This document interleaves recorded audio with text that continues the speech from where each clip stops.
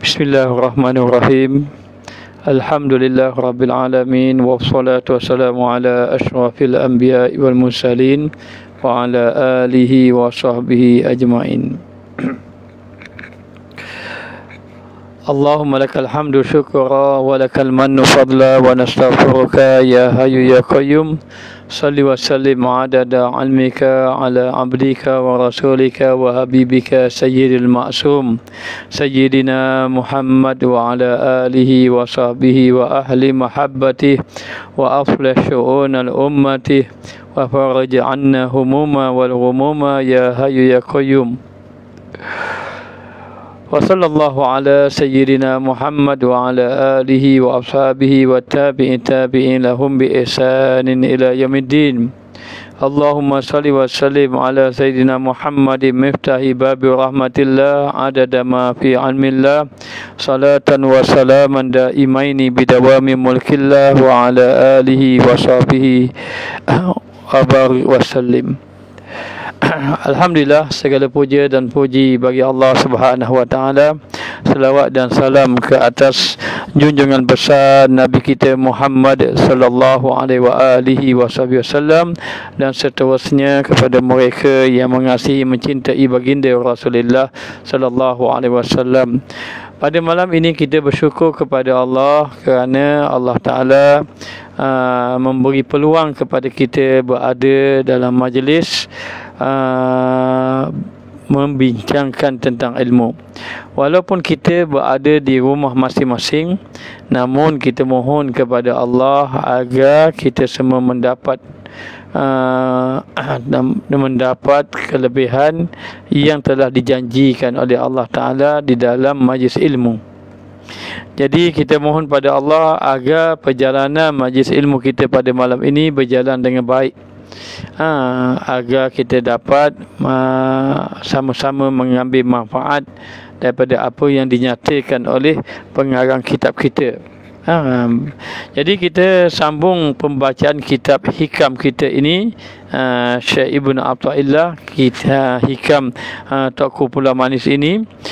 Kita sampai pada muka surat 58. Muka surat 58. Qala musannif rahimahullahu ta'ala wa nafa'ana bi'ulumihi fid daraini amin. Berkata Syekh Ibn Athaillah As-Sakandari di dalam matan hikamnya, rubama a'taka famana'aka wa rubama mana'aka fa'ataka mata fataha laka babul fahmi fil man'i ada man'u huwa ainul ghita ainul ata. Maksudnya, terkadang dianugerahi Allah Ta'ala akan dikau. Kadang-kadang Allah Ta'ala anugerah kepada kamu, yakni Allah Ta'ala memberi kepada kamu sesuatu nikmat. Kita sudah bicara mengenai basat dan juga qabat. Basat lebih kepada sesuatu yang menggembirakan, qabat lebih sesuatu yang mendukacitakan. Orang-orang salihin, kedudukan di dalam qabat ini lebih dia suka. Dan apabila dia mendapat basat, kegembiraan, sesuatu nikmat, dia datang rasa bimbang, rasa takut. Kenapa? Kerana apabila mendapat nikmat, maka ramai orang yang dalam keadaan tidak dapat menjaga adab dia dengan Allah Subhanahu wa taala. Maka pada malam ini pengarang kita menyatakan boleh jadi ataupun terkadang dianugerahkan Allah Ta'ala akan dikau. Kadang-kadang Allah Ta'ala memberi anugerah kepada kamu sesuatu yang berupa kebaikan. Sama ada Allah memberi harta, Allah memberi pangkat ataupun pengaruh yang ramai, pengikut yang ramai, ataupun Allah memberi menjadi seorang yang masyhur, memberi menjadi seorang yang diikuti ramai, maka Allah memberi anugerah akan dikau. Allah memberi kepada kamu, maka ditegahkan akan dikau. Tanpa disedari, kadang-kadang kamu ditegah oleh Allah Ta'ala sesuatu kebaikan yang lain. Jadi ketika mana Allah memberi nikmat seseorang, boleh jadi nikmat itu membawa dia semakin ingat Allah, dan boleh jadi juga nikmat itu membawa dia lupa kepada Allah Subhanahu wa taala. Jadi ada yang Allah memberi kepadanya, ketika mana Allah memberi kepadanya dan dikatakan bahawa dia tidak sedar bahawa Allah memberi dia ataupun Allah menegah dia pada perkara yang lain. Contoh Allah memberi dia kepada dia perniagaan yang maju, tetapi Allah tegah dia kepada ibadat yang banyak, ibadat yang bersungguh-sungguh.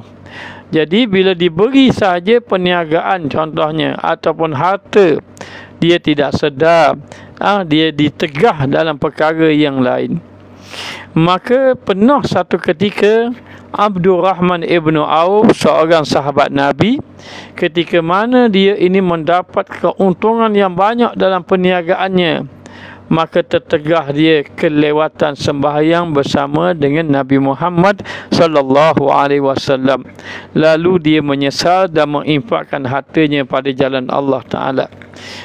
Kerana sahabat ini sedar tidak ada kegunaannya, tidak ada manfaat bila Allah memberi nikmat seperti perniagaan yang maju tetapi terhalang ibadat.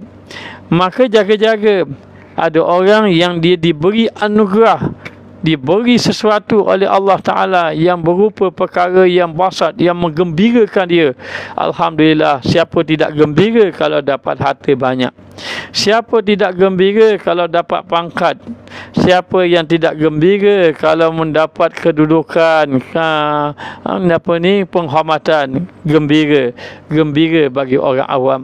Bagi orang yang mengenal Allah, perkara itu tidak menjadi kegembiraan lagi, sehinggalah dia melihat bagaimana hubungannya dengan Allah Ta'ala.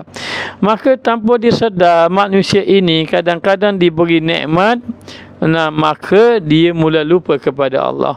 Maka nikmat itulah menjadi bala bagi dia. Tetapi ada orang yang diberi bala, ujian, tetapi ujian itu mendekatkan dia dengan Allah. Maka inilah yang dikatakan nikmat sebenarnya.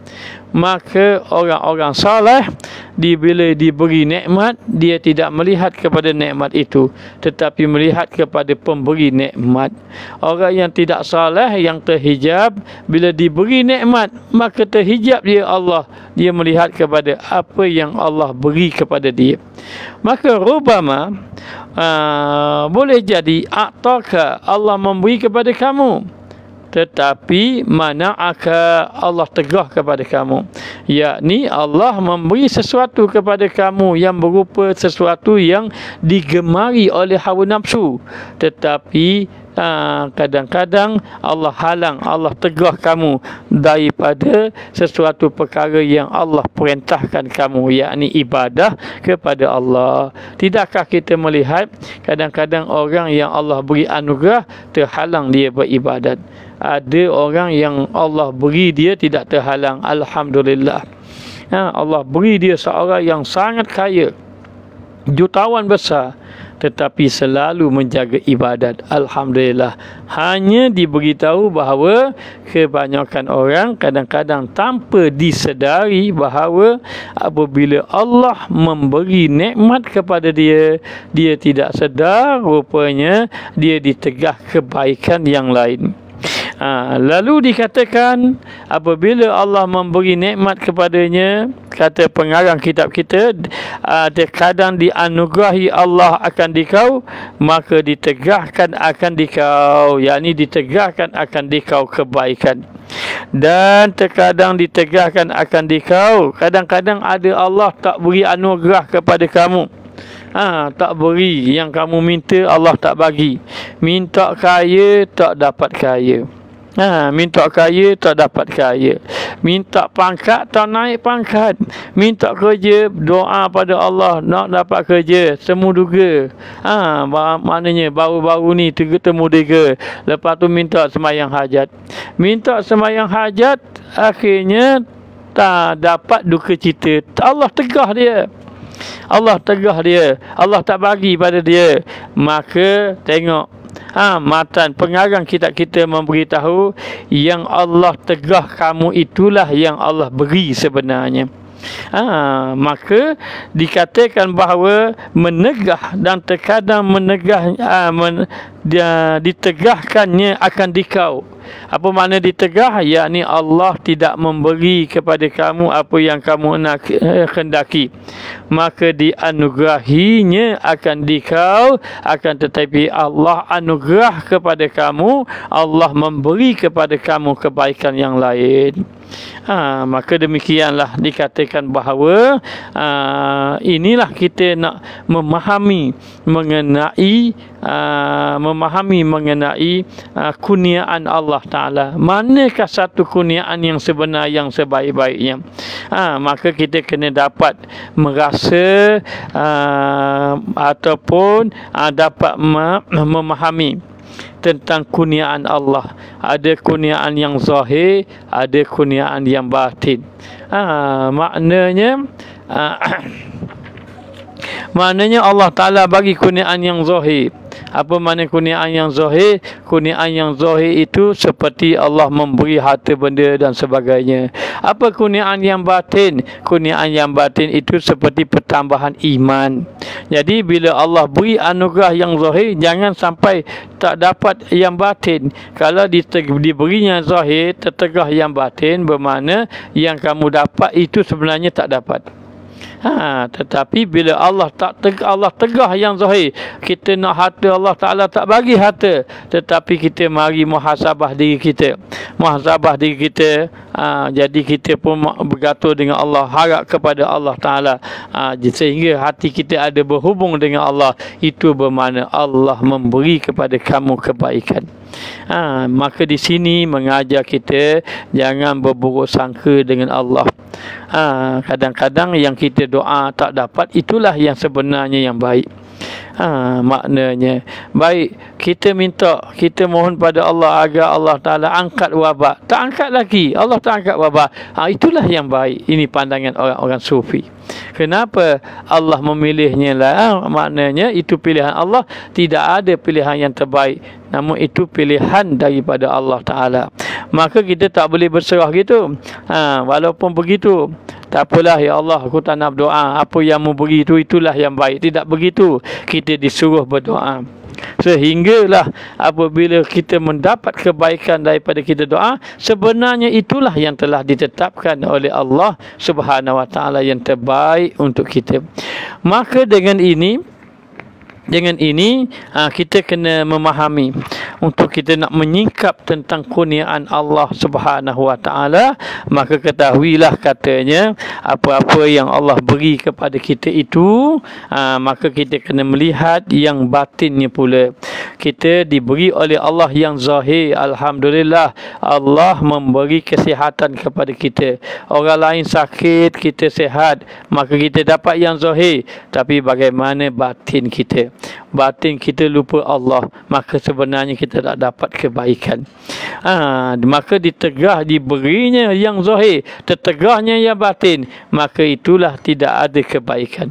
Di sinilah kita kena faham yang mana satu kebaikan. Pernah satu ketika ada satu orang itu dia pergi ziarah orang sakit. Maka orang sakit itu bertahun-tahun sakitnya, dan dia duduk di baring di atas pembaringan, sehingga disitulah di tempat dia baring, dan disitulah dia buang air kecil, air besarnya di situ. Maka orang yang hadir tempat itu rasa sedih, menangis tengok dia. Lalu yang sakit tanya, kenapa kamu menangis? Kata yang sihat tadi, aku sedih melihat keadaan kamu, kerana keadaan kamu begini menyebabkan hati aku tersentuh, rasa sedih keadaan kamu. Kata orang yang sakit tadi, aku tidak ada apa-apa pun, dan aku bersyukur dengan apa yang Allah Ta'ala bagi, kerana sesungguhnya apabila Allah memberi aku sakit, maka aku tidak putus hatiku ingat pada Allah. Lalulah tersentak orang yang sihat. Lalu orang sihat pun berkata, sungguh aku sihat, tetapi hatiku pula lalai kepada Allah Ta'ala. Maka benarlah, rupanya engkaulah yang dapat kebaikan, akulah yang tertegah daripada kebaikan. Inilah kita kena memahami. memahami bahawa bagaimana kurniaan Allah Ta'ala, mana kurniaan Allah yang sebenar-benarnya.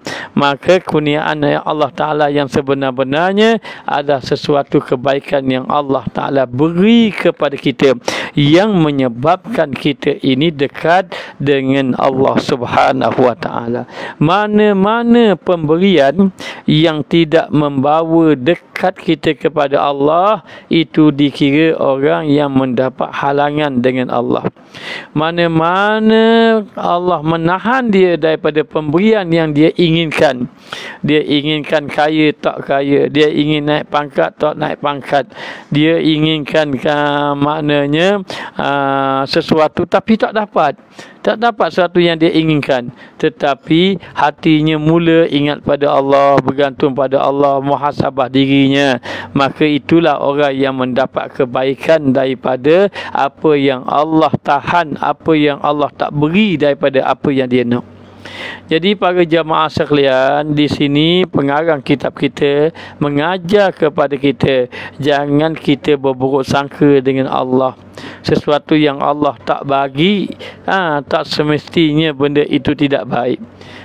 Mungkin maknanya Allah tak bagi, yang tak bagi itu baik. Bermakna apa? Allah nak beri yang sesuatu yang lebih baik. Maka kadang-kadang Allah Ta'ala memberi nikmat kepada kita, kadang-kadang Allah tarik nikmat kita. Begitulah keadaan, kerana manusia ini tidak boleh terpisah daripada 4 keadaan. Sama ada memberi nikmat, atau Allah beri ujian, sama ada dia buat taat, atau Allah memberi sama ada dia buat taat ataupun dia melakukan maksiat kepada Allah. Begitulah keadaan manusia. Jadi Allah Ta'ala memberi nikmat. Bila Allah memberi nikmat kepada kita, seperti nikmat dunia, Allah beri kepada kita seperti apa? Seperti sihat tubuh badan, seperti murah rezeki, harta banyak. Allah Ta'ala beri pangkat naik pangkat. Allah Ta'ala beri pengikut yang ramai, dan sebagainya.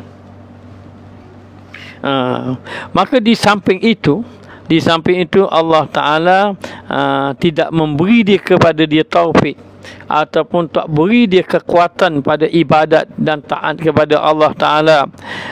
Dengan arti kata, bila Allah Ta'ala beri harta kekayaan, ibadat dia jadi kurang, ataupun perhatian dia pada agama pun semakin kurang. Lalulah dia pun mulalah menumpukan apa yang Allah Ta'ala beri kepada dia.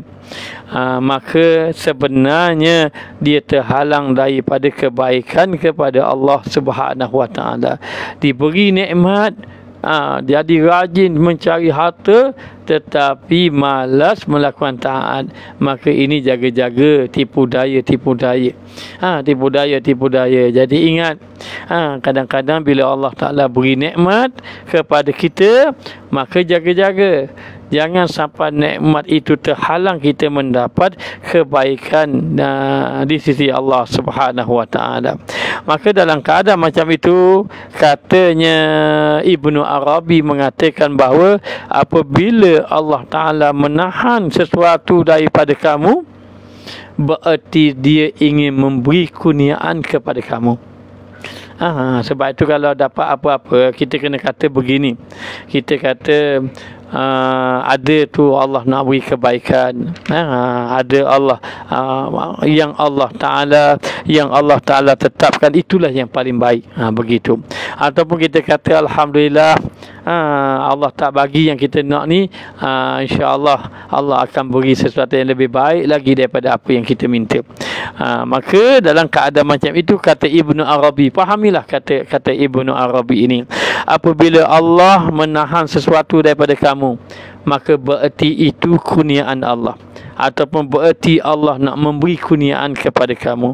Dan apabila Allah memberi kepada kamu, oh sedapnya dapat harta, sedapnya maknanya duit banyak, sedapnya perniagaan maju, sedapnya kau ramai pengikut buat duit banyak, ramai, jadi kawan pun dua tambah ramai. Tapi cuba tengok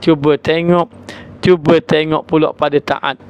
Kalau taat berkurangan, maka itu bermakna kamu terhalang dengan Allah. Kata Ibnu Arabi, kalau Allah memberi kepada kamu kurniaan tetapi kamu terhalang dalam melakukan taat, itu bermakna kamu ini tertegah daripada kebaikan. Maka pilihlah oleh anda meninggalkan daripada ambil. Maka jangan duduk sibuk-sibuk, pilihlah kamu daripada mengambil. Apa dia arti kata? Maknanya pilih kita supaya kita ini tidak mengambil. Apa maksudnya? Maksudnya janganlah sampai hati kita ini berpegang dengan apa yang Allah Ta'ala bagi. Allah Ta'ala bagi, oh aku sudah kaya, lalu kaya itu membawa lupa kepada Allah Subhanahu Wa Ta'ala. Maka dalam keadaan itu wajiblah kita sebagai hamba Allah Ta'ala berserah diri kepada Allah. Berserah diri kepada Allah Ta'ala, dan hamba itu jangan mencampur tangan. Jangan campur tangan dalam menentukan hak Allah Ta'ala. Maknanya apa? Jangan campur tangan ini. Maknanya apabila saja Allah menetapkan kepada kita sesuatu perkara, maka kita kena terima. Jangan kita berduka cita, ataupun jangan kita terlalu berduka cita, jangan juga terlalu kita bergembira. Satu orang muslimat pernah datang kepada kita, pada ustaz. Dia kata, ustaz, saya kenapalah Tuhan tak bagi rezeki pada saya? Saya dah macam-macam saya bekerja, macam-macam saya cari kerja. Maknanya sampai dia pernah kata sekali, dia kata, saya ini ada ijazah, tapi bila saya minta kerja tak dapat kerja, dia kata. Tak dapat kerja. Kemudian bila dapat kerja pula, kerja yang tak padan dengan apa yang saya ada. Saya ada. Maknanya dia ada ijazah, kemudian dia ada ijazah, kemudian dia ini tak dapat kerja ikut ijazah tadi. Maka kita pun tanya, dah mari dengan apa? Mari dengan kereta. Oh, mari kereta. Ada pula kereta. Dia kata tu maknanya ada kereta. Dan suami ada, suami kerja juga. Dah, kita kena bersyukur kepada Allah. Kerana apa? Kerana Allah Ta'ala sudah memberi nikmat kepada kita. Sesusah-susah kita, ada lagi orang yang lebih susah daripada kita. Jadi apabila kita kesusahan, macam mana kita rasa? Bila kita rasa susah, kita rasa sedih saja, maka dalam keadaan macam itu, biasanya hati kita akan ingat kepada Allah. Bila ingat kepada Allah Ta'ala, ini bermakna apa? Bermakna Allah telah memberi kebaikan kepada kamu. Maka dalam keadaan ini, apa yang kita boleh katakan daripada matan ini mengatakan bahawa Allah Ta'ala tidak memberi nikmat dunia. Kadang-kadang Allah Ta'ala tidak memberi nikmat dunia, tetapi Allah memberi nikmat taufik. Nikmat taufik ataupun petunjuk kepada taat. Maka itu adalah kurniaan yang paling besar. Kurniaan yang paling besar. Bila seorang itu duduk dalam kesusahan, kesedihan, maka dia pun yang selama ini dia tak boleh bangun malam, dia bangun malam. Selama ini dia lalai, maka dia dekat dengan Allah Ta'ala. Maka ada orang yang anak dia sakit. Bila anak dia sakit, dia tak boleh, macam hidup dia pun jadi sangat sedih. Tapi bila dalam keadaan itu Allah tarik dia mula ingat pada Allah. Maka malam pun dia bangun sembahyang malam, dia berdoa pada Allah. Kemudian dia pun muhasabah diri dia, lalu dia rasa lazat munajat kepada Allah ketika mana hatinya sempit ketika itu. Maka sebenarnya itulah kurniaan Allah Ta'ala. Itulah kurniaan Allah Ta'ala yang paling besar. Kerana apa? Kurniaan Allah yang paling besar adalah taufik dan hidayah dalam melakukan taat kepada Allah Subhanahu Wa Ta'ala.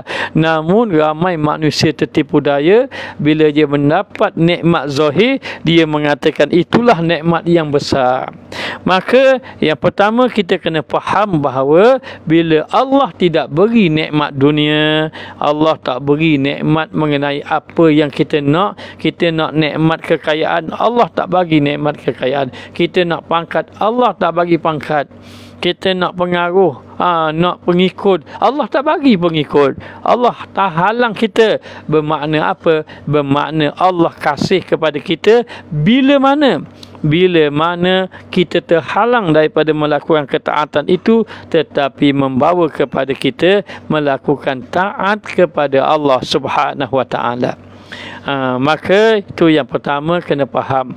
Maknanya apa? Maknanya bila Allah tak beri nikmat, bermakna Allah kasih pada kita, Allah nak beri lebih baik daripada apa yang kita inginkan. Dan yang kedua, tadi Allah tak beri nikmat. Yang kedua, apabila Allah memberi nikmat dunia, ini bahaya ni. Allah memberi nikmat dunia, lalu Allah tak memberi nikmat taufik dalam ibadat. Allah tak beri nikmat melakukan ketaatan kepada Allah, maka ini bukanlah nikmat. Ini bukanlah nikmat.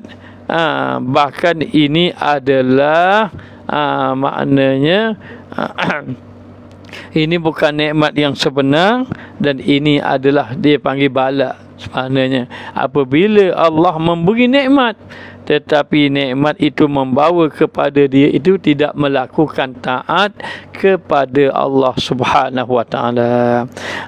Ada satu orang sahabat jemaah kita selalu ikut kuliah. Satu hari jarang ikut kuliah. Kita pun tanya dia. Dia kata, saya jadi sibuk berniaga lah Ustaz. Dia kata, saya sibuk berniaga, macam mana lah gini. Akhir sekali dia ambil jalan, dia tinggalkan perniagaan dia untuk tumpu kepada kuliah agama. Maka sebenarnya perniagaan itu tidak salah. Jangan salah faham. Jangan kita letak setiap orang yang berniaga itu lalai. Tidak. Tapi yang maknanya yang membawa kepada binasa bala itu apabila kita maknanya kita ini bila dapat saja nikmat, lalu nikmat itu membawa kita lalai pada Allah, maka itulah bala pada lalai kepada Allah Ta'ala. Dan di sini juga yang kedua kita kena faham apa dia, bahawa nikmat Allah Ta'ala ni, nikmat dunia ini, bila Allah Ta'ala beri kepada kita ini, itu kita lalai tak dapat nikmat taufik, itu bukan nikmat yang hakiki, itu adalah bala daripada Allah Ta'ala. Dan yang ketiga, janganlah kita masuk campur dalam ketentuan yang telah ditetapkan oleh Allah Ta'ala. Jangan kita berduka cita, kenapalah kita ini sudah usaha banyak-banyak, Allah tak bagi pun kekayaan kepada kita. Maknanya janganlah kita mengatakan bahawa kenapalah Allah tidak memilih kita. Kita serah kepada Allah Ta'ala. Kita bekerja tentang Allah nak beri kita kaya, Allah nak beri kita kaya tak kaya, itu terpulang kepada Allah Ta'ala. Kita sebagai hamba, kita serah kepada Allah Ta'ala. Jangan kita berduka cita sehingga membawa kepada kita ini bersangka dengan Allah. Dan bila Allah memberi kita satu nikmat, kita kena bersyukur. Kita gembira dan bersyukur, tetapi tidak melalaikan kita ibadah kepada Allah Subhanahu wa Ta'ala. Maka inilah yang perlu kita memahami di dalam memahami kurniaan Allah Subhanahu wa Ta'ala. Baik. Dan dikatakan lagi, bermula tegak Allah Ta'ala akan hambanya daripada dipolehi segala syahwatnya. Maka Allah Ta'ala tegah daripada kehendak nafsunya, kehendak syahwatnya. Seperti apa? Seperti dia nak kahwin dengan satu orang perempuan, tiba-tiba tak dapat. Contoh sahaja. Ataupun dia inginkan memiliki sebuah kereta yang mewah, tiba-tiba tidak berjaya. Itu nafsu dia ikut nafsu dia kata nak kereta mewah, maka maknanya dia tak berjaya. Dia ingin berkahwin seorang, tak berjaya juga, tidak berjaya juga, Allah tak beri kepada dia, sebagai contoh. Maka tegah Allah Ta'ala akan hambanya daripada dipolehi segala syahwat dan juga lazatnya. Lazat, ditegah daripada kelazatan yang dia inginkan tadi. Maknanya, maka iaitu anugerah yang amat besar. Itulah anugerah yang amat besar. Kita nak kaya, doa nak kaya. Ustaz dulu pernah duduk depan Kaabah, ya Allah ya Tuhanku, jadilah aku orang kaya. Rupa-rupanya bila kita belajar tasawuf, salah doa begitu, salah. Salah rupanya. Kalau kita Tuhan bagi kaya pada kita, adakah kita boleh jadi orang yang taat pada Allah? Entah lalai kepada Allah Ta'ala. Apa maknanya? Patutnya jadi kita doa, jadilah aku orang yang ingat kepada kamu ketika senang dan susah. Patutnya doa gitu. Tapi kita nak kaya sebab apa? Ikut nafsu. Ikut nafsu. Maka bila Allah Ta'ala apa yang kita minta ikut nafsu kita ini Allah tak bagi, maka itulah anugerah yang amat besar. Anugerah yang amat besar. Maka adalah tegah itu memuliakan. Kadang-kadang Allah tegah kita, tetapi dengan sebab tegah itu kita mendapat kemuliaan di sisi Allah Subhanahu Wa Ta'ala. Dan juga dapat anugerah itu, maknanya, dan dapat anugerah itu kadang-kadang anugerah itu menghinakan dia. Begitulah. Kadang-kadang kita tidak dapat memahami kurniaan Allah. Maka di sini pengarang kita kena memahami kehendak Allah. Kehendak Allah maknanya kehendak Allah Ta'ala. Allah memberi itu, Allah akan tengok akan hamba-hamba dia. Ada yang Allah beri, ada yang Allah tidak beri. Maka bila Allah beri sahaja, tengok orang-orang soleh, Allah beri jadi takut. Khalifah Harunur Rashid diberi khalifah, menjadi khalifah, takut menangis. Takut menangis. Sedangkan mendapat khalifah, mendapat jawatan, mendapat pangkat. Tengok orang-orang soleh begitu keadaan dia. Kenapa? Dia tahu kadang-kadang pemberian itu membawa tertegah. Kadang-kadang pemberian itu membawa kepada tertegah dia dengan Allah Ta'ala. Maka orang-orang soleh, orang yang memahami kurniaan Allah, dia faham, jaga-jaga di atas kurniaan Allah. Kerana apa? Kurniaan Allah Ta'ala itu banyak melalaikan manusia. Tanpa dia sedar. Tanpa dia sedar, kadang-kadang kurniaan Allah melalaikan, kadang-kadang kurniaan Allah itu membawa dia ke mukaan Allah tanpa dia sedar. Wal-iyazubillah. Kalau bahasa lain dia panggil istidrak. Tapi kita akan bicara bab istidrak akan datang. Hanya memberitahu kepada kita, jaga-jaga di atas pemberian nikmat yang Allah beri kepada kita.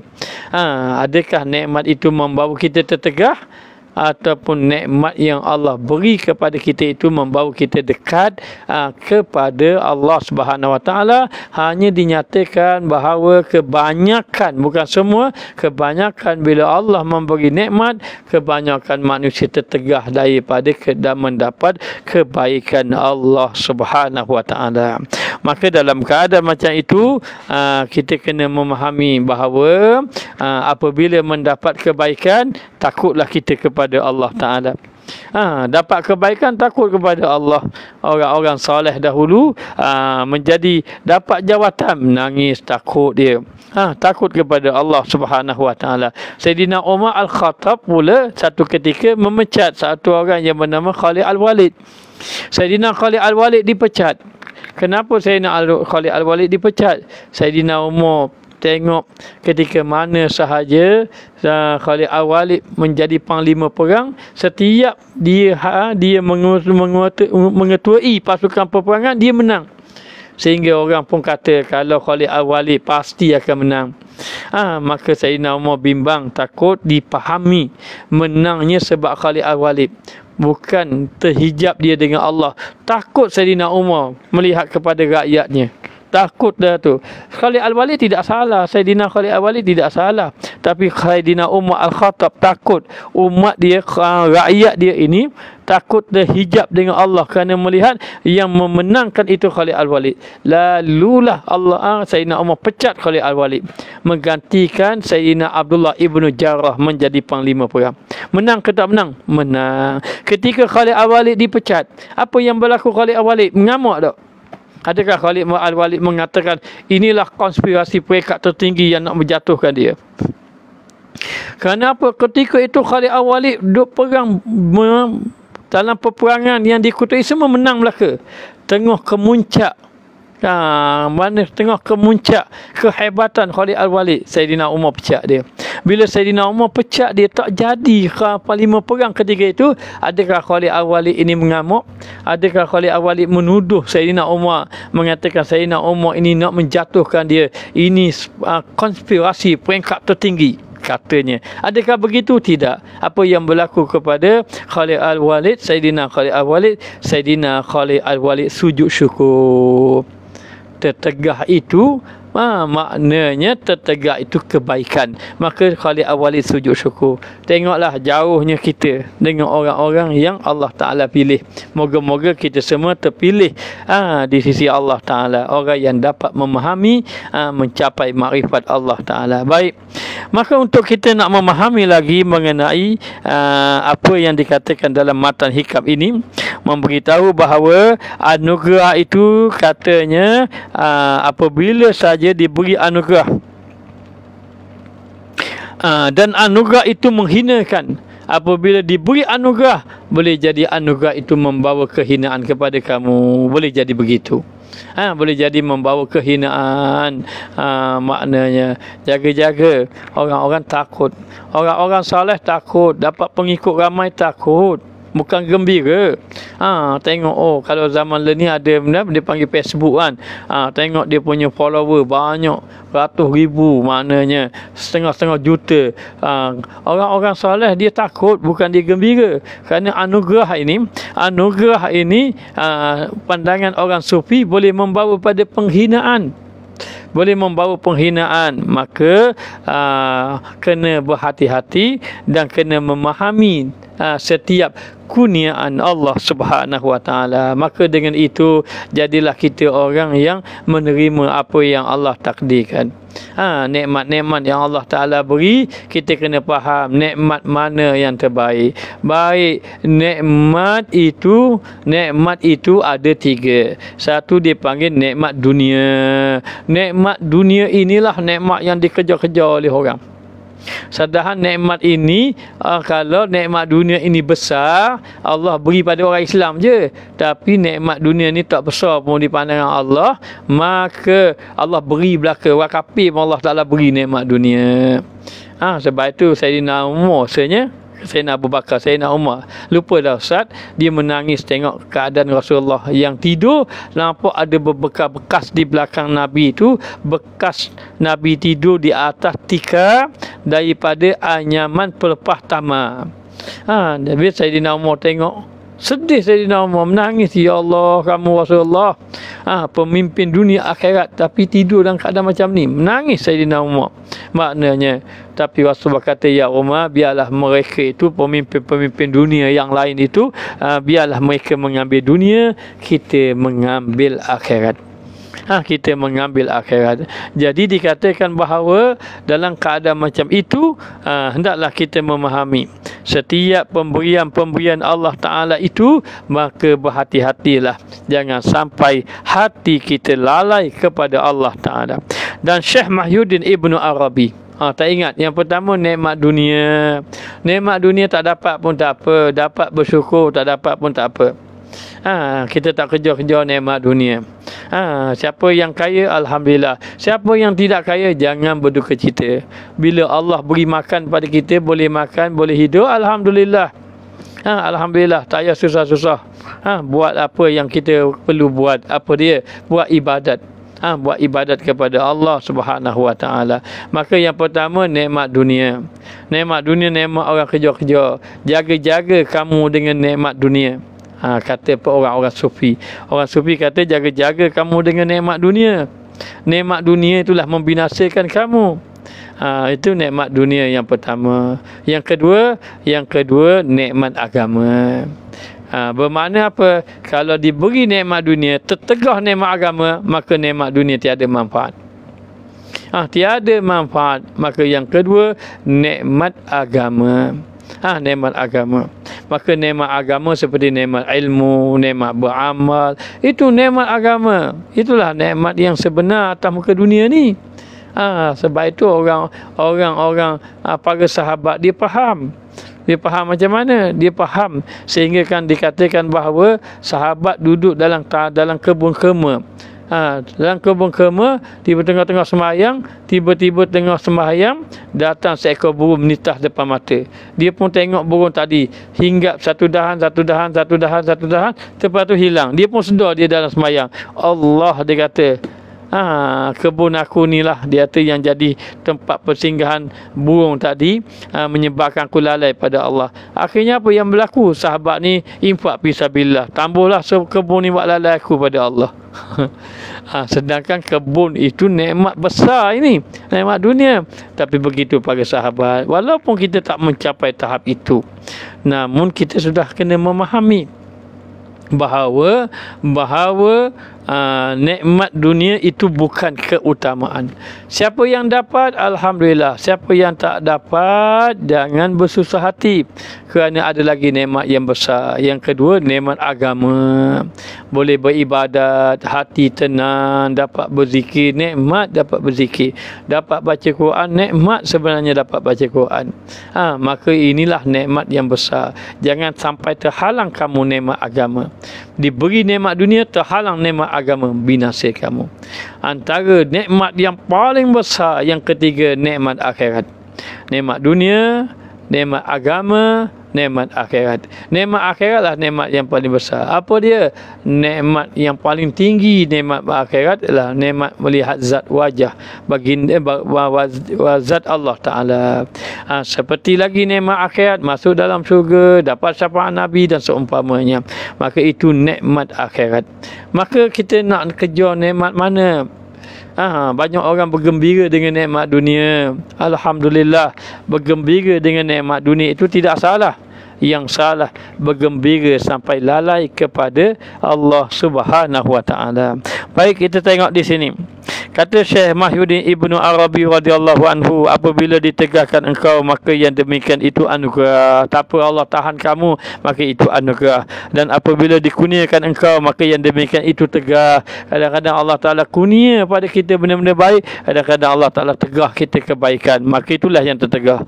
Maka pilih olehmu akan meninggalkan atas mengambil bagi yang wajib atas hamba itu, bahawa meninggalkan takbir dan ikhtiar, maka kamu serah pada Allah. Tinggalkan takbir ikhtiar, serah kepada Allah. Allah yang menentukan segala-galanya. Maka kita terima saja. Dapat nikmat dunia ke, dapat nikmat dunia, harta benda ke apa, kita terima saja. Tapi yang paling penting, yang utama adalah menjaga hati kita kepada Allah Subhanahu wa taala. Maka jangan pula kita tertipu daya. Tertipu daya macam mana? Tertipu daya sebagaimana Allah Subhanahu wa taala berfirman, fa ammal insanu idza mabtalahu rabbuhu fa akramahu wa na'amahu fayaqulu rabbi akraman. Allah Ta'ala mengatakan, fa ammal insanu idza mabtalahu rabbuhu fa akramahu wa na'amahu fayaqulu rabbi akraman.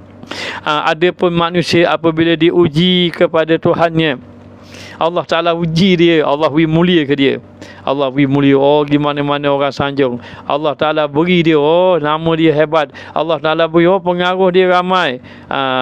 Fayaqulu rabbi akraman, lalu dia berkata, oh Allah telah muliakan aku, Allah Ta'ala telah muliakan aku. Wa amma idza mabtalahu rabbuhu wa amma idza mabtalahu faqadara alaihi rizqahu fayaqulu rabbi ahanan. Lalulah apabila Allah Ta'ala uji dia pula, faqadara alaihi rizqah, Allah Ta'ala qadarkan rezeki dia, Allah rezeki dia jadi sempit. Dulu kaya, tiba-tiba datang PKP ini jadi susah. Ramai orang susah dalam keadaan macam ini. Para jemaah sekalian, ini sebagai apa, panduan kita sahaja. Kalau orang bertanya, dah Ustaz macam mana Ustaz PKP, tak boleh mengajar, tak boleh apa-apa, bagi kita tak ada apa-apa. PKP ke PKPD ke, walaupun baru ni keadaan kawasan rumah Ustaz ni PKPD. Maknanya tak kira lah PKPD ke PKPP ke, apa saja, kita tidak menggusarkan kita, tidak rasa bersedih. Kerana apa? Kerana inilah peluang untuk kita muhasabah diri kita, mendekatkan diri kita kepada Allah Subhanahu wa taala. Ada kebaikan, lihatlah dengan kebaikan dan lihatlah kepada Allah Subhanahu wa taala. Maka bila Allah menguji seseorang tadi, boleh jadi dulu kita kaya, boleh jadi Boleh jadi kita kaya. Hari ni kita sempit. Sempit. Masa Allah Ta'ala kaya, masa Allah Ta'ala beri kaya, kita kata akraman. Allah muliakan kami. Oh, Allah Ta'ala baik. Tiba-tiba Allah Ta'ala uji dia. Dia kata benda. Fayaqulu rabbi ahanan. Allah Ta'ala hinakan aku. Dia mula buruk sangka pada Allah. Dia mulalah mengatakan pada Allah. Oh, masa Allah Ta'ala beri nikmat, dia tak kata benda-benda. Maknanya dia kata Allah Ta'ala beri baik kepada dia, baik pada dia. Masa Allah Ta'ala bagi, tiba-tiba bila Allah Ta'ala uji, Allah nak hina ke dia ni, maknanya padahal dia tertipu daya. Kalla balla tukrimunal yatim. Sebagai contohnya, sekali-kali tidak begitu. Bahkan kamu sebenarnya tidak muliakan anak yatim. Ini contohnya. Dengan sebab kamu tidak muliakan anak yatim, akhirnya Allah Ta'ala sempitkan. Jadi dalam keadaan macam ini, kadang-kadang begitulah kita, bila Allah beri nikmat kita, kita pun maknanya lupa kepada Allah Ta'ala. Bila Allah Ta'ala beri nikmat pada kita, inilah bahaya. Lalu kita kata apa? Kita kata Allah, maknanya Allah telah muliakan aku ni bagus. Apa yang aku nak Allah Ta'ala bagi belaka. Nak tahu bagus tak bagus, nanti Allah Ta'ala uji. Tengok kamu bagaimana. Bila sahaja Allah Ta'ala uji, dia pun mulalah hati dia, kenapalah Allah Ta'ala uji saya, kenapalah begini. Padahal dia lupa nak muhasabah diri dia. Dia lupa nak muhasabah diri dia, bahawa sebenarnya kena faham apa dia yang kita nak singkap lagi, bahawa kita kena faham zahiriyah dan batiniyah. Maknanya hendaklah jalan bersama. Allah Ta'ala tambah nikmat, tambah ibadat. Allah Ta'ala tambah nikmat, tambah ketaatan. Allah Ta'ala tambah nikmat, tambah ingatan kepada Allah Ta'ala. Sebab itulah sahabat mengatakan, aku sekali-kali apabila bertambahnya, apabila munculnya matahari, apabila sahaja aku tidak bertambahnya ilmu, maka tidak ada kebaikan bagi diri aku. Ni para sahabat mengatakan bahawa kalau tidak bertambah ilmu, tidak ada kebaikan. Ia tak kata kalau tidak bertambah harta, kalau tidak bertambah pangkat, kedudukan, tidak bertambah pengaruh, tidak. Para sahabat mengatakan, kalau tidak bertambah ilmu bagiku, ataupun tidak bertambah iman bagiku, tidak ada kebaikan. Maknanya, jadi yang paling penting apa dia? Yang paling penting para jamaah, kita duduklah dengan Allah. Maknanya, maka kena seiring apa? Seiring apabila dapat nikmat, tambah nikmat. Mana bila dapat nikmat sahih, maka pastikan hati kita terus ingat kepada Allah Subhanahu Wa Taala. Itu tanda Allah Taala maknanya memberi kebaikan kepada kita. Jadi dalam keadaan macam itu, kita hendaklah memahami hamba-hamba Allah Taala yang soleh ini, dia bersabar saja atas apa-apa ujian. Bagi dia dapat, alhamdulillah. Tak dapat, tiada mengapa. Dia sentiasa melihat Allah yang memberi nikmat, Allah yang memberi ujian, Allah. Maka silihlah berganti nikmat ujian, tetapi dia dengan Allah tetap tidak silih berganti. Dia tetap dengan Allah Ta'ala, walaupun maknanya walaupun dalam keadaan nikmat, dan begitu juga dalam keadaan ujian yang Allah Ta'ala beri kepada dia. Maka apabila Allah memberi ataupun Allah menahan sesuatu daripada perkara duniawi, maka jangan dilihat secara zahir saja. Allah Ta'ala beri sesuatu, jangan lihat zahir saja, tetapi hendaklah perhatikan hakikat di sebaliknya. Hakikat sebaliknya, kita nak begini, Allah tak bagi begini, lihat apakah yang sebaliknya, kenapa Allah tak bagi lagi. Maka adalah sebab-sebab. Maknanya kerana sesungguhnya segala apa yang Allah Ta'ala lakukan itu semuanya di dalam hikmah Allah.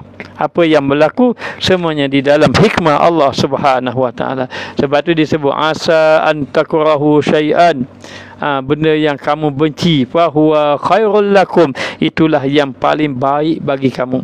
Kamu tidak suka, tetapi sebenarnya itulah yang paling baik bagi kamu. Dan kadang-kadang ada benda yang kamu suka, tetapi sebenarnya itu tidak baik bagi kamu. Itu tidak baik bagi kamu. Maka bila kita faham begitu, alhamdulillah, apa-apa bila Allah Ta'ala beri begini, kita pun nampak hikmah sebalik hikmah apa yang berlaku sebaliknya. Maka dalam keadaan macam itu, kita kena mengambil maknanya kepahaman di atas kurniaan Allah Subhanahu wa Ta'ala. Jadi Allah Ta'ala akan memberi kepahaman, ataupun orang-orang yang soleh diberi kepahaman. Manakah yang paling baik? Yang paling baik adalah mendapat mendekatkan diri kepada Allah. Lalu ditanya orang soleh, kamu ini antara nikmat dengan ujian, mana yang kamu takut? Kata orang soleh, antara nikmat dan ujian, yang lebih ditakuti adalah nikmat. Kenapa ditakuti nikmat? Kerana nikmat yang pertama cepat membawa lupa kepada Allah. Nikmat cepat membawa lupa kepada Allah. Yang kedua, nikmat cepat membawa kesombongan. Dengan sebab nikmat bawa kepada kesombongan kepada Allah, kepada Rasul dan seumpamanya. Dan yang ketiga, nikmat membawa kepada lemah beribadat, tidak gemar kepada ibadat. Kadang-kadang bila dapat nikmat, jadi tidak gemar beribadat. Dan nikmat juga membawa kepada lupa akhirat. Banyak orang katanya, banyak orang bila nikmat tadi membawa kepada lupa kepada akhirat. Lalu dalam keadaan macam itu, hendaklah kita memahami tentang kurniaan Allah Subhanahu wa Ta'ala. Maka bila hati sudah terbuka, barulah kita memahami kehendak-kehendak Allah Ta'ala, dan supaya kita tidak tertipu daya dengan kehendak Allah. Lalu kenapa dikatakan bahawa apa yang Allah halang, apa yang Allah Ta'ala tegah, kadang-kadang Allah Ta'ala memberi ujian kepada dia. Kadang-kadang bila Allah tak beri kepada dia, Allah Ta'ala halang kepada dia sesuatu yang dia kendaki mengikut hawa nafsu itu, ada kebaikan dia. Kebaikan dia apa? Yang pertama, Allah nak kita dekat dengan dia, membawa kita dekat kepada Allah Subhanahu wa Ta'ala. Yang kedua, Allah nak didik hati kita. Allah nak didik hati kita. Jadi Allah Ta'ala tak bagi. Tujuan apa? Allah nak didik hati kita, supaya hati kita ini ingat kepada Allah Ta'ala. Maka sebab itu dikatakan nikmat dengan ujian, orang-orang soleh dia lebih takut nikmat, dan bila ujian lebih mendekatkan dia kepada Allah. Yang pertama. Yang kedua, dapat mendidik hati dia kepada Allah Subhanahu wa Ta'ala. Dan yang ketiga, dia mengetahui bahawa yang terhalang itulah lebih baik, kerana itu pilihan Allah. Ada satu kisah, kisah yang mengatakan bahawa ada satu orang hamba Allah Ta'ala ini, maknanya hamba Allah Ta'ala ini, dia ini masih duduk atas muka dunia, dia berdoa, tak ada doa dia, banyakkan doa dia tidak diterima oleh Allah.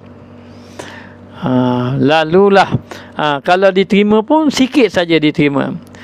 Dan ketika di akhirat, Allah masukkan dia dalam syurga. Bila Allah masuk dia dalam syurga, Allah pun tanya dia, bagaimana keadaan kamu? Gembira ke tak gembira? Dia kata gembira ya Allah, tapi ada nak buat pengaduan sikit.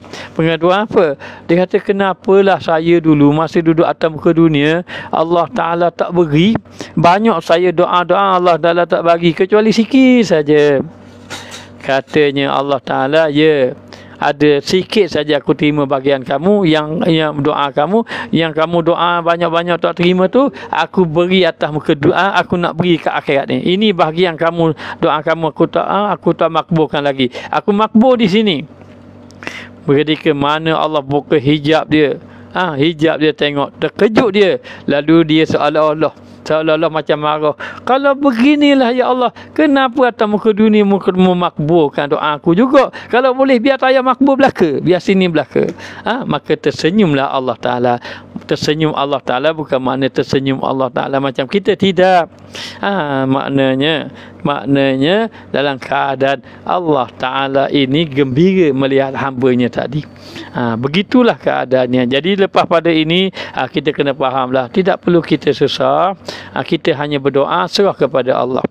Serah kepada Allah Ta'ala apa yang berlaku. Maka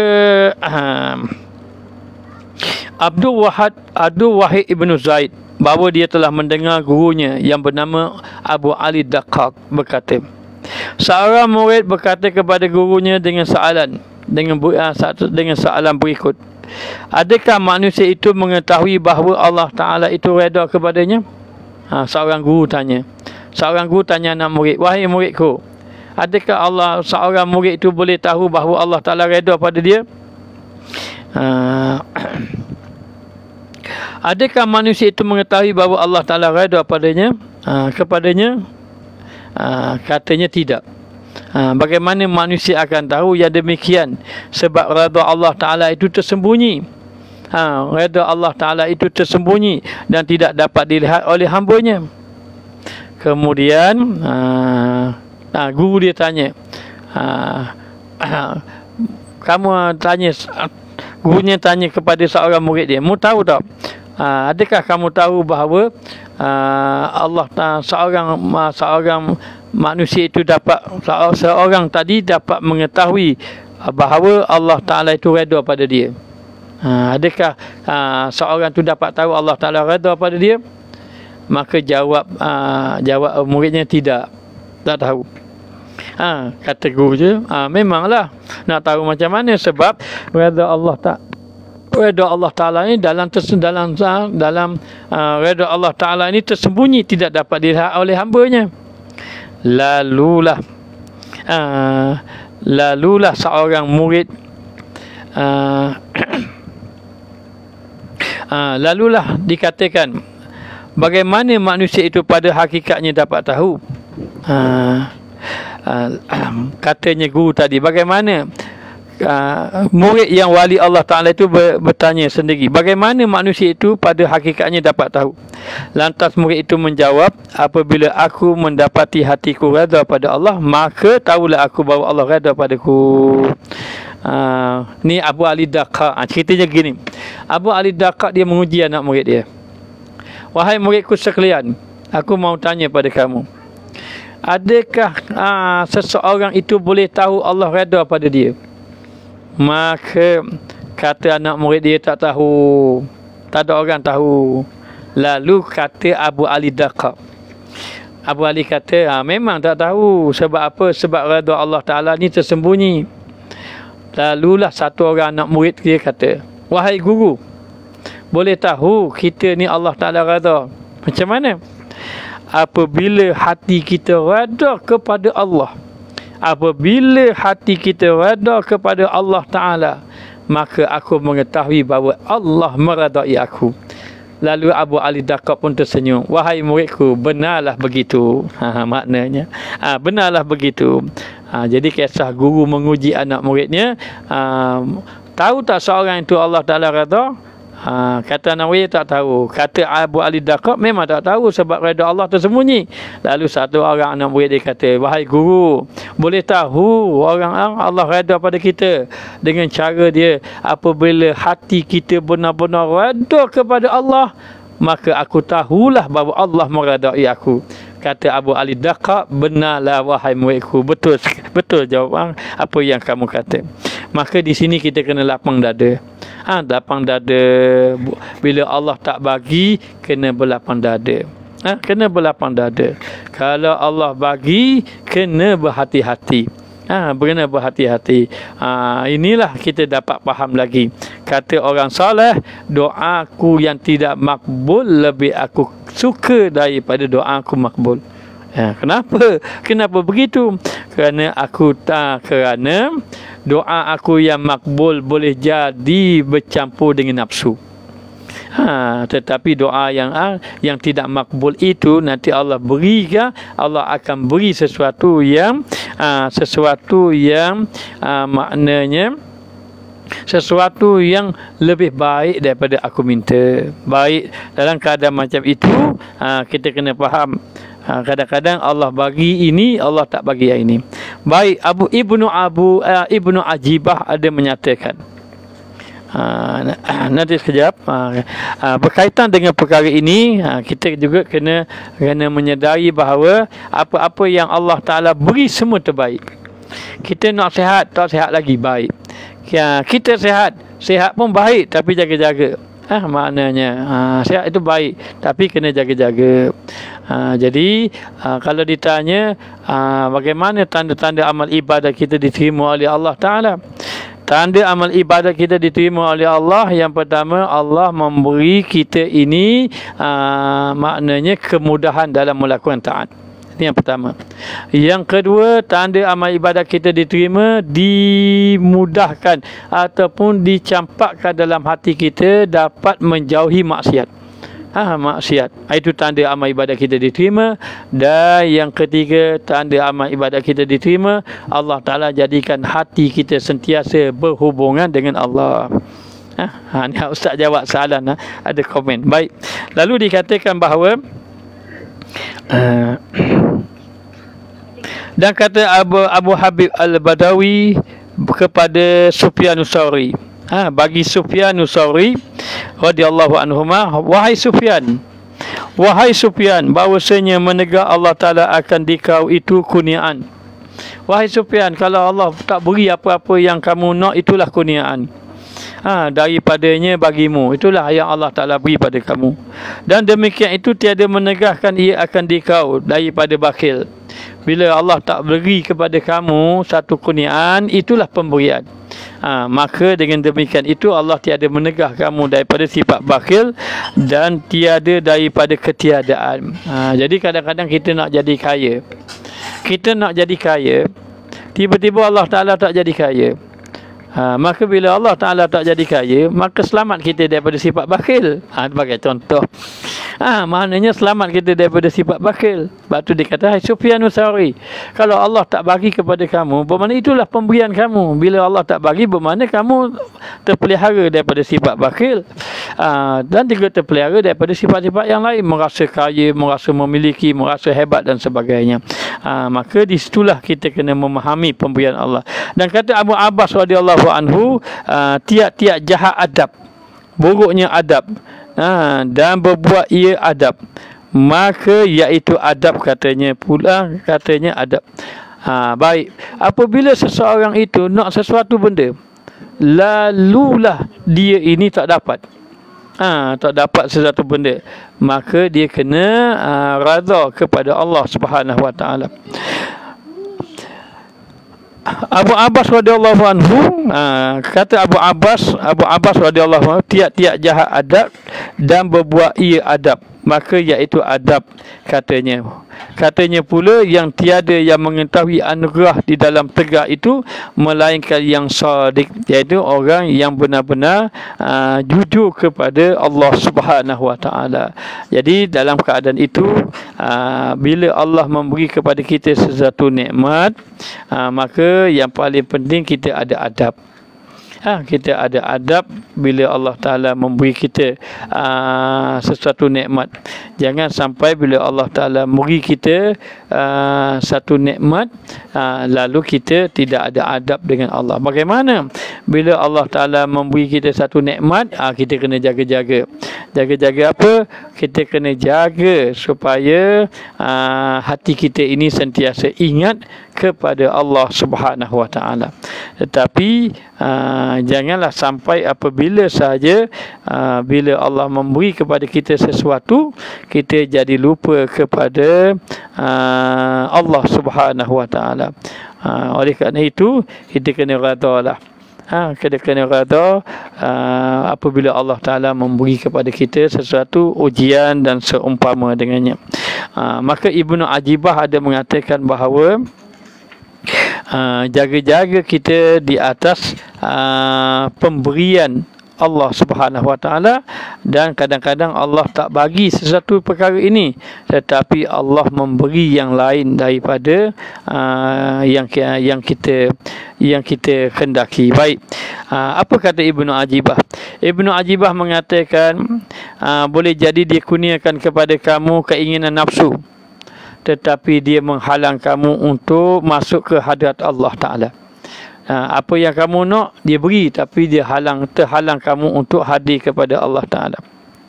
Dan kadang-kadang Allah Ta'ala memberi nikmat dunia kepada kamu. Nikmat dunia kepada kamu. Kadang-kadang Allah Ta'ala terhalang kamu daripada ketaatan terhalang kamu daripada melakukan ketaatan. Jadi yang pertama, Allah Ta'ala beri kamu lupa pada Allah. Yang kedua, Allah Ta'ala beri kamu nikmat dunia, kadang-kadang kamu lupa, kamu lemah dalam beribadat kepada Allah Subhanahu Wa Ta'ala. Dan kadang-kadang Allah Ta'ala memberi kamu nikmat kesihatan, kenikmat kesihatan, dan Allah terhalang kamu, menghalang kamu daripada nikmat Allah Ta'ala halang kamu daripada nikmat batin, yakni nikmat hati. Hati yang sentiasa khusyuk dengan Allah, terhalang daripada khusyuk pada Allah Ta'ala.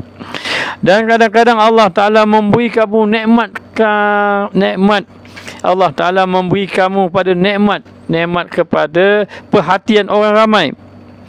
Perhatian orang ramai. Namun kamu terhalang daripada mendapat perhatian Allah Subhanahu Wa Ta'ala. Kadang-kadang Allah Ta'ala memberi kepada kamu nikmat kepahaman ilmu. Allah Ta'ala beri nikmat kepahaman ilmu, tetapi kamu terhalang nikmat beramal dengan ilmu. Kadang-kadang Allah Ta'ala memberi kepada kamu nikmat kemuliaan. Kemuliaan Allah Ta'ala beri kepada kamu nikmat kemuliaan dunia. Allah Ta'ala tak beri kenikmatan akhirat. Itu bahaya. Dan kadang-kadang Allah Ta'ala beri kepada kamu kekuatan dan kemuliaan dengan makhluk, nikmat pangkat, tetapi Allah maknanya terhalang daripada kamu kemuliaan kamu di sisi Allah Ta'ala dan juga para malaikat. Dan boleh jadi Allah Ta'ala kurniakan kamu khidmat makhluk kepada kamu. Allah Ta'ala beri orang berkhidmat kepada kamu, tetapi Allah Ta'ala menghalang kamu pula mendapat kebaikan daripada Allah Subhanahu Wa Ta'ala. Dan macam-macam lagi maknanya kamu kena hati-hati dan ingat firman Allah, asa an takrahu syai'an fa huwa khairul lakum wa asa an tuhibbu syai'an fa huwa syarrul lakum. Wallahu ya'lamu wa antum la ta'lamun. Kadang-kadang sesuatu yang kamu tak suka itulah baik bagi kamu, dan kadang-kadang yang kamu suka itulah sesuatu yang buruk bagi kamu, dan Allah Ta'ala itu mengetahui sesuatu yang kamu tidak mengetahui. Maka di sini kita kena memahami setiap hamba tadi wajiblah maknanya bila mendapat nikmat daripada Allah, hendaklah ia menanamkan rasa takut kepada Allah dan pastikan nikmat itu tidak menghalang hatinya ingat kepada Allah Subhanahu Wa Ta'ala. Dan yang kedua, bila Allah tak beri kepada kamu, jangan berburuk sangka dengan Allah, kerana Allah nak beri sesuatu yang lebih baik daripada yang kamu inginkan. Jadi sekadar ini saja yang dapat kita sampaikan. Moga-moga Allah Ta'ala memberi kebaikan kepada para jemaah sekalian. Moga-moga Allah Ta'ala menjadikan kita di kalangan hamba Allah yang saleh.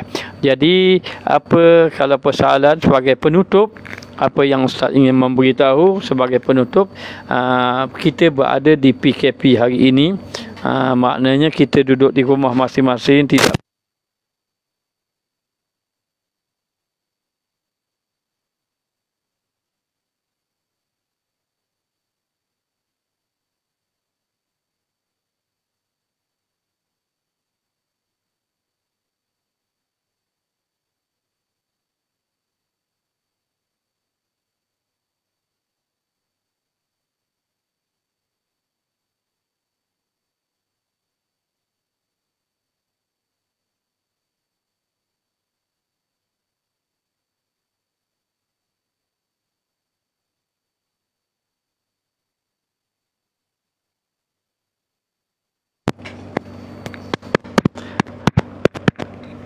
Dengar tak?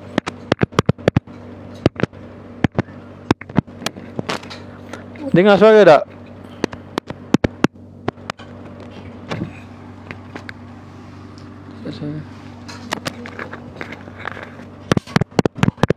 Ada suara tak? Okey ya. Sebagai penutup dengan alhamdulillah. Ada benda tercabut tadi, terlonggar tadi. Okey, dalam keadaan kita berada di PKP ini, apakah yang perlu kita lakukan? Ketika mana orang bertanya kepada Imam Malik, bertanya kepada keluarga Imam Malik, apakah yang dilakukan oleh Imam Malik? Maka dijawabnya Imam Malik melakukan 3 perkara. Yang pertama, dihabiskan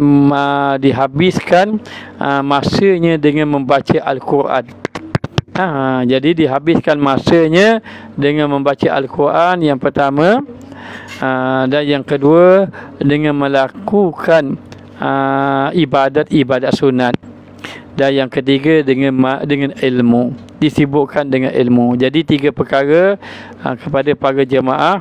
Hanya kita ketika kita berada di rumah ini, kita yang pertama cuba membaca Al-Quran sebanyak mana yang boleh. Sebanyak mana yang boleh. Kerana kalau diri kita rasa kalau tak baca Al-Quran, rasa macam jiwa kita kosong. Jadi yang pertama, sibukkan kita dengan membaca Al-Quran. Yang kedua, dengan ilmu. Mana-mana yang boleh kita mendengar ilmu, kita dengar ilmu. Yang kedua. Yang ketiga, dengan melakukan ibadat sunat yang lain, ataupun dengan khidmat kepada ahli keluarga kita, sibukkan dengan mengemas rumah sambil berzikir dan seumpamanya. Jadi saranan membaca Al-Quran, berzikir dan juga mentelaah ilmu. Kalau kita boleh baca kitab, baca kitab. Kalau tak boleh baca kitab pun, kita mendengarlah YouTube ke pengajian-pengajian ilmu. 3 perkara ini disarankan kepada para jemaah ketika mana berada di rumah dalam musim macam ini. Ilmu, kemudian kalau boleh ilmu Al-Quran dan juga ibadat zikir dan seumpamanya. Tapi 3 ni lah, Quran, ilmu, zikir, insya-Allah. Moga-moga Allah Ta'ala beri kebaikan kepada kita semua. Jadi sekadar ini saja yang dapat disampaikan. Minta maaf di atas segala kekurangan. Apapun Ustaz rasa gembira bertemu dengan para jemaah sekalian walaupun di alam maya.